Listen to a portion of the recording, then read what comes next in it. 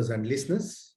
On behalf of Rosefield Energy Tech Private Limited, I would like to announce our first series of The Other Side in Conversation With, where you will know about life journey of the great business leaders from the energy sector.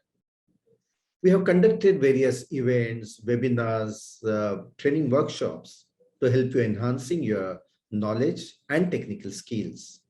However, we sincerely feel that if you want to achieve greater heights in your professional and personal life, you need to build a very strong character.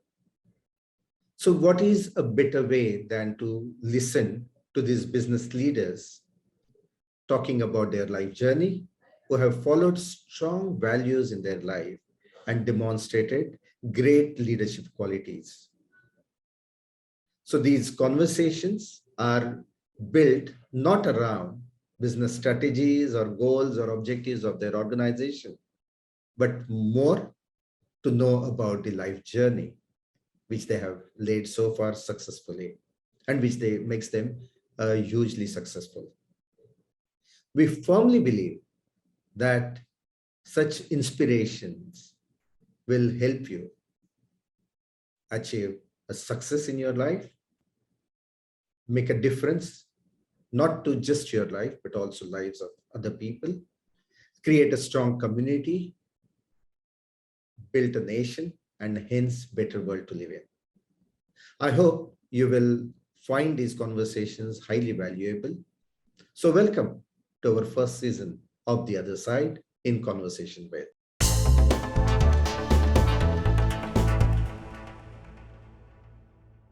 Today, I'm privileged to welcome senior leader from the industry, Mr. Adnan Ahmad. Adnan, welcome to the show. Thank you, Shailendra. Pleasure to be here. Adnan Ahmad is the Vice Chairman and Managing Director of Clariant Chemicals India Limited. He is also the Head of Country Cluster India for Clariant in India. He has worked with leading companies like ICI and BP before joining Clariant in 2017. Adnan has completed his Master's in Chemical Engineering from Queen's University, Canada. Adnan, you were a director on the board of Castrol India before moving to Singapore. Yeah. And later on, I believe you relocated to UK as well. And then you came back to India in 2017 to join Clariant, right? So quite impressive track record. So would like to know what are the 3 key milestones in your career which has made you so successful? Interesting. So, milestones or whatever you talk about in your career, it's all a matter of the choices that you make, Shailendra. And, the choices we make early on in life when we go to college, what courses you select. And, for me, the key career milestone really choice was when I started my first job in Jharkhand, in a small village in Jharkhand in the middle of nowhere. And I'd come back from Queen's University. I'd spent 7 years in Canada doing my undergraduate and my graduate there, and 1 year of high school as well. And then I went to Jharkhand. And I tell you, not one day do I regret that move. At the time, I didn't know what I was doing. I didn't know where I was. There was no television, no telephone, nothing. It was the middle of nowhere, really. We used to have a wireless to communicate with Calcutta. But the learning that I got there and what it made me in the future, I can't thank enough that those 6 years I spent in that place and the people I knew, the friends I made there, it was absolutely fantastic. So I would say one of the key career milestones for me was that choice of going there, which made me, I think, a better engineer, a better manager. It showed me, how you start right at the very beginning. On the shop floor. So that was a big one. Another big milestone for me was, being the first person from India or from Asia moving in BP Castrol to the UK, to Europe and Africa, to Europe in an operational role. Normally you had senior guys from India who would go, in support roles, but I was the first person to go in a true operational role. And I remember my boss, who was a Brit, real tough guy, you knew him as well. And he told me that, look, if they don't like it, too bad, because this is the things to come. Going forward, more and more Asians are going to come in. and rule over companies in Europe. And surely it happened. It happened in BP Castrol as well, and it happened all over. So that was a very big milestone for me, And of course, being successful there was really important for me. I really wanted to succeed there. Being the first, I didn't want to let down, people think, Asian managers can't come and run this. The reverse happens. You have Great. people coming from Europe to Asia all the time, but this Correct. was the first time the reverse Yeah. happened. So Yeah. yeah, that was very key for me. Interesting, Adnan. And I'm sure that, means going from Asia to Europe to lead the team there with a different culture altogether. So I can see some seeds maybe would have got sown in during your childhood. I don't know. Means, obviously going and leading the European team, that too in multinational like BP Castrol, would never be easy. So would like to know about 2 or 3 defining moments in your life. Maybe you would like to throw some light on your childhood. So I think you've actually hit the nail on the head, because I never really thought about it that way. But my father was a diplomat, so we were transferred to many different places as kids. But I always went to school in India. So I came back home for my education. Holidays I used to spend wherever my parents were, and you would meet people from different countries, from different backgrounds, and my mother is a very inclusive person, and I really learned about liberalism, inclusivity, diversity from her. And that's something where you're not judgmental about people because of where they come from, or any of their background. And then you just learn how to engage and interact with people, respect people. So a lot of that I saw as a child. And I remember, as a little kid in Baghdad, actually, in Iraq. I was very small. And I saw the way that, my father had a lot of Iraqi friends. He'd spent a long time there, and just the comfort with which he could interact with the Iraqis, to interact with the Indians, bring them all together. It was fascinating. So I think, yes, a little bit of that rubbed off on me as well. Wow. So your mother has inspired you, or your father also must be having some influence on you? Means would like to know about that. So Shailendra, I'm a very lucky person. I think I'm very lucky. I'm blessed that during my childhood, we had a tremendous sense of security at home. There was a lot of warmth, and like we'd have our meals together on the dining table every time. Mother and father there. My father was a person who I had. He was my role model. I really respected him. He was a great human being, and he was. A freedom fighter. He was Netaji Subhash Chandra Bose's military secretary. So, Oh. he was an amazing. He was bigger than life, and he taught us kids discipline, integrity. He was brutally honest and very very patriotic. So, his love for India, and it was written all over his face, and just the way he acted and so on. So we just saw that passion that he had. I think we got it from him. On the other hand, my mother is somebody who gave me resilience, who gave me this liberal outlook to life. She's fiercely liberal. She's alive today as well, 86 years old, bless her. And very inclusive, and the way she treats people with respect. Everybody, doesn't matter who you are. And she's loved for it. So these were things that brushed off on all of us, my brother, my sister, myself, and all of us were very very close. We lost our father in 1992, which was a big blow. Oh. So that would have been a big milestone in my personal career, in my personal life, because he was such a big figure for me growing up, that I could never imagine what life would be like after that. And that's when my mother stepped in, and I saw her resilience. And so I'm just fortunate that I have my role model in my father, and I had my mother, who I really really looked up to as well. So very very lucky. Wow. So you talked about role models at home. Anybody outside your home, is there any role model which you have followed in your life? So I would say, look, I haven't really followed role models in my life, but at work, you have bosses. So I was just looking a few days ago. I was reminiscing. I've had 17 bosses in my 37 years. 17. Wow. 17, 17, Satra. Yeah. I've worked in, I've had 13 roles, right? Lucky 13 roles. And I've been in 10 locations. So I moved 10 times. So that's in a summary what I am. And I realized that in those 17, I would say maybe two bosses would be people that I really looked up to. So yes, maybe in some ways they were role models. And what was it that I looked up to in them? And that's what I see in myself sometimes. It was, there's a style of leadership, Shailendra, when you look at people that you've worked with. There's some leaders for whom it's really important to be popular and liked. And they're really nice people and they do really nice things to be liked. Um, and there are other leaders who are not really so concerned about being liked, but are really concerned about doing what they think is the right thing, whether it's Well said. popular or not. I think I put myself in the latter. And there were two bosses I had who were similar to that, who I really respected. One I had very early in my career and one very late in my career. But I would say in between, from a lot of the bosses, what you learn is actually what you don't want to do as a boss. And I often tell some youngsters who complain, my boss doesn't do this or my boss, that if you have a really good boss, consider yourself lucky because, most people do not have great leadership. And in the corporate world, it's unfortunate. You see a lot of people, even in senior positions, who are not great leaders. Maybe they're focusing more on themselves and so on.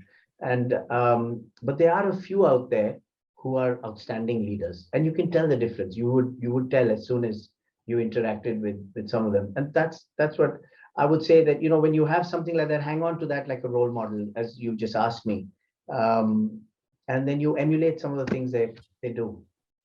Amazing, Adnan. Amazing. So since you talk about leadership, what does leadership mean to you? So, leadership it's such a big subject, but I think there are a few things. Courage is very important for me. Leader must have courage to do things in the marketplace, to do things within the organization, to do things with me. When a leader tells me that, I can't give you such and such thing, but it's not because of me, it's because, the board said I can't do that. Then you think that's not really a leader. He doesn't have the courage to tell me that, look, this can't be done. That's okay. Have the courage to say that, right? And so courage is very, very important. Integrity is very important. Respect, that I can respect and trust you, and you can respect and trust me. So these are basic fundamental things, right? And then you put on top of that, to become a really good leader, you're inspirational. You can think in different ways to carry your team. You can coach and mentor people really well, and how you empathize with them. So there's a whole bunch of things, but there is one basic level of stuff which I said earlier, about the courage and the integrity and honesty, respect and trust and things. These are basic things, and then you build on top of that. So that's really a mold for me in leadership. It's a very tough thing, Yeah, Shailendra. it's a tough thing. People think that because your designation says general manager or director or something, that makes you a leader. It doesn't actually. Your designation is meaningless. Okay.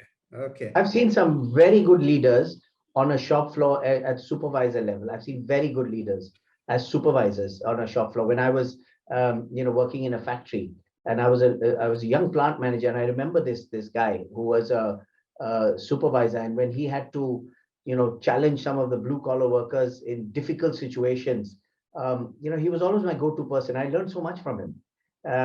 He didn't become a general manager or anything, but he was an outstanding leader because he had courage and they trusted him, and he could go and give them bad news. And they knew he was fair. They didn't like it, but they knew he was fair. So I learned from him. I learned a lot of things from that guy, that one supervisor of mine. That's very interesting and really good insight you have given, Adnan, on leadership. So what are the key values which you would have followed in your life and you would like your children also to follow?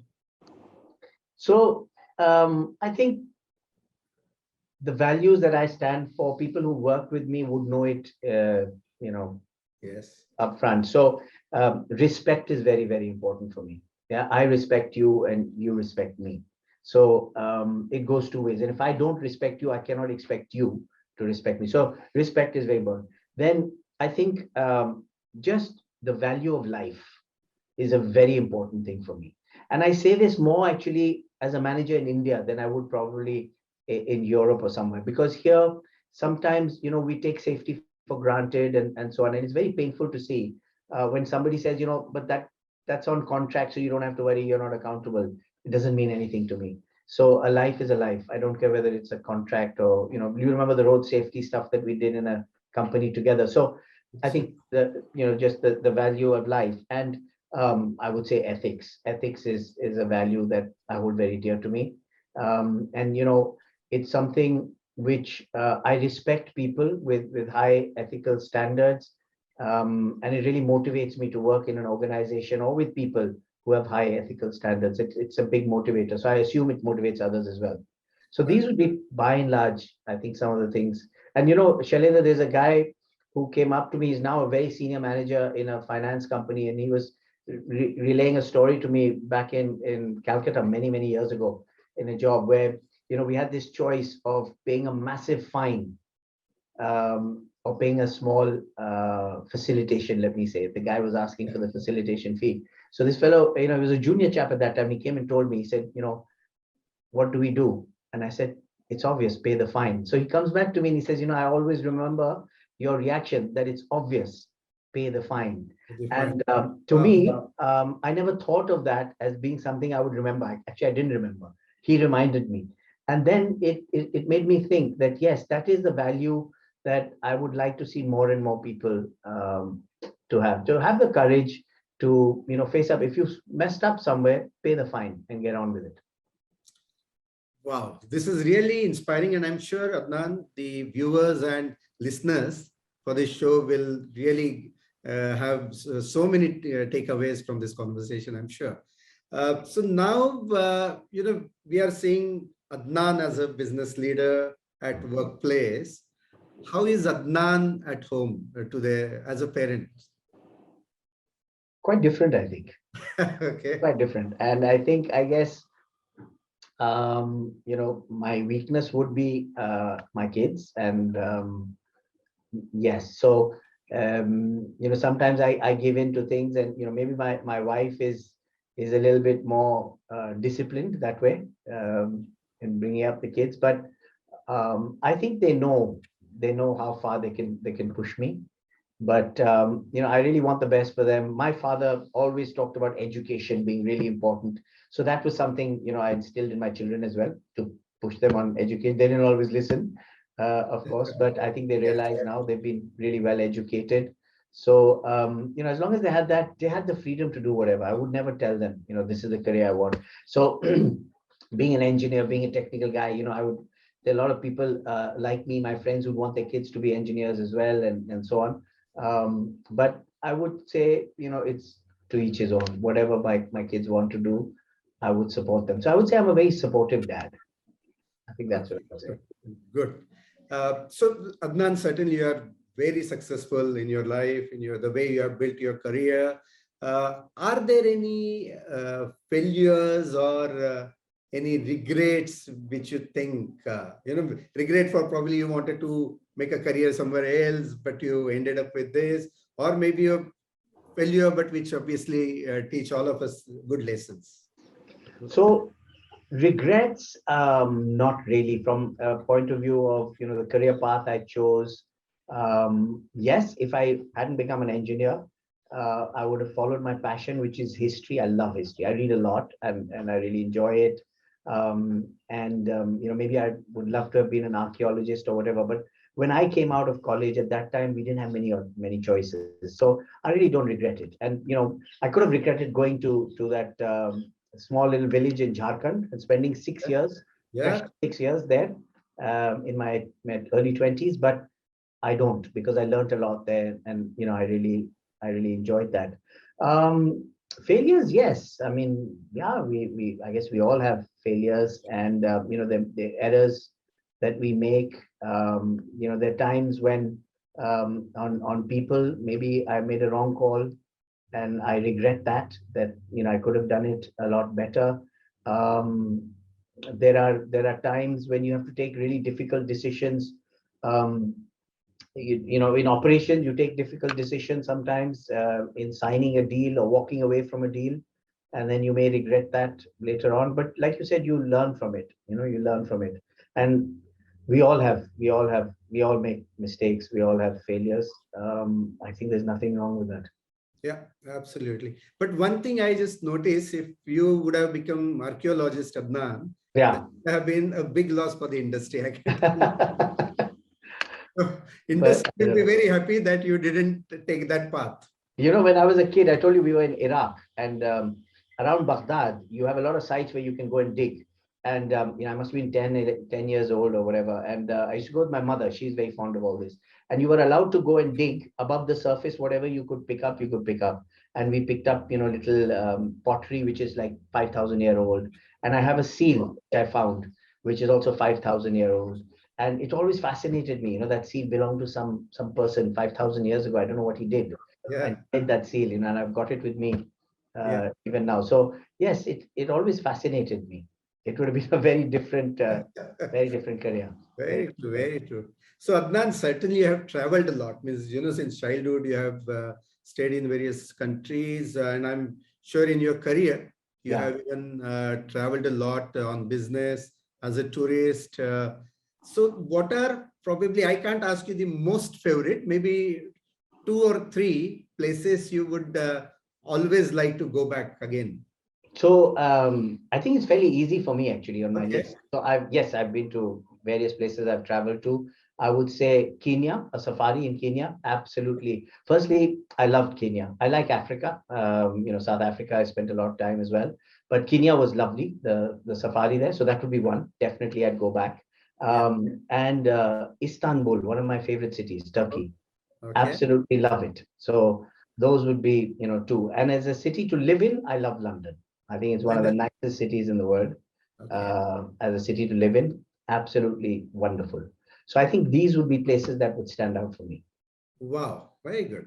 And then what are your hobbies? If I can just ask you what hobbies you even today pursue with. So I'm very fond of reading. I read a lot. And I must say, one thing that the lockdown did is it gave me that extra time that I would spend commuting, and I spent that sitting at home reading. So I read Oh, a lot, and I've been reading a fair bit. I read about history. I read about various things. So reading is a hobby, and music. I love music, so I listen to music a lot. Um, and then I love sport, so I follow sport. Football would be my favorite by a long shot. I follow Liverpool, so I yeah, love I that. was going to ask you that question. Yeah, yeah, absolutely. Never miss a game. Never miss a game. And in fact, when I was in the UK, I went and saw many Liverpool football games, and followed by cricket, and mainly Test cricket. So maybe not Yes. so much one day or T20, but definitely Test cricket. That would be the second. And when I have time, then I would watch Formula One or tennis or something. But these two would be my favorites. And I read a lot. Wow. So since you read a lot, would you like to tell us two or three books which you would have, or probably our viewers and listeners would like to read? Can you recommend a couple of books? Two or So three? there's an author called Amitav Ghosh, Okay. and he's written a trilogy which I really like. So if you like Amitav Ghosh, you Google Amitav Ghosh, you'll see lots Yeah. of books. Yeah, Sea of Poppies, and it's a trilogy. Absolutely loved it. There's another author called Manu Pillai, he writes on history. He's written a book called The Rebel Sultans. I love that. And then I recently read something which you would love. It's called The World for Sale, and it's all about traders and oil traders and how they really control this world for the last 50 or 60 years, and you don't realize it, of how much influence they had on geopolitics and what's happening around the world. It's actually controlled by a few traders. Fascinating book called The Oh, World you for said Sale. World for Sale. Yeah, World for Okay. Sale. Okay. Mm, Interesting. yeah. Okay. So good to know about that, Adnan. And obviously, I can clearly see a complete person, with you as a successful leader, successful parent, then very passionate about sports, avid reader, going various places on business as a tourist. So it is fascinating. Really, your journey has been fascinating. Uh, I would like to ask a last question to you. And this is my common question to all business leaders. Mhm. is that what is the key message Mhm. you would like to give it to the new generation? So I would say,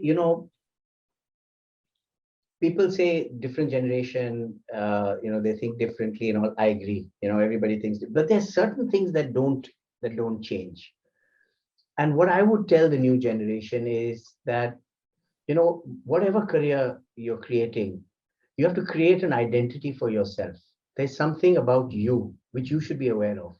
So there is a self that I've created, the manager Adnan, okay, the leader Adnan, whatever you want to call it. Yeah. And there's certain things that I would do, and I would do that in any role that I'm in. I would do that in any situation that I'm in. And it's not a function of the company, because sometimes people say, yeah, but in this company, they don't focus on this. Doesn't matter. I do. Right. So that's me. That's the brand that I carry of myself.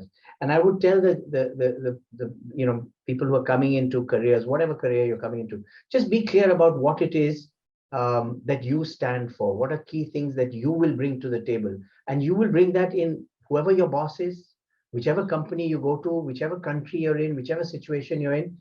And then, it's almost predictable that I know when, Shailendra comes, he brings these qualities with, and he's always going to. There are some people who will change with the company they're in, right?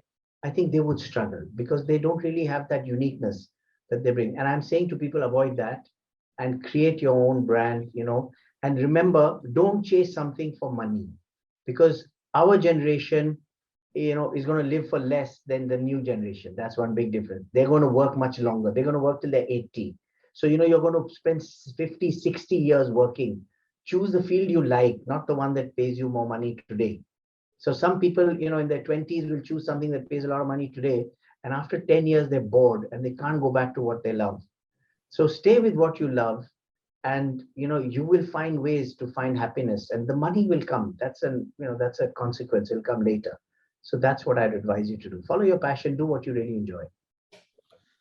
Wow, Adnan, this is all fascinating, and I'm sure that our viewers and listeners will be really inspired. And it's really encouraging to know what you think about your values, your leadership styles and lessons, what you shared with all of us. I think that is the whole purpose of doing this kind of conversation. And I must say that I really enjoyed this conversation with you. A very, very rich conversation. And and it has some historical value. Since you are talking about history, I must say that this kind of conversation throws a lot about and gives a lot of insights into the person, because when people otherwise interview you on the business side, you will be talking on business strategies, objectives, goals, etc. But the very purpose of doing this kind of conversation or episode was to know you more as a human being, more as a person. And there are certain qualities which have really made you successful in the life. And we want our viewers and listeners, and particularly the young generation, to imbibe those qualities and values so that they become more successful. They learn bit faster than what you would have learned in your life. So that has a good time value. And I'm sure this conversation, even 10 years from now, when people watch, there is a historical value to it. They don't know only you as a person, but they also know your lifespan. So that is the whole idea. So thanks a lot, and Thank you. thanks for your such a precious time. I know how busy you are, Adnan. So thank you. Thank you, Shailendra. And it's always a real pleasure talking to you. So really enjoyed it. Thank you. Okay.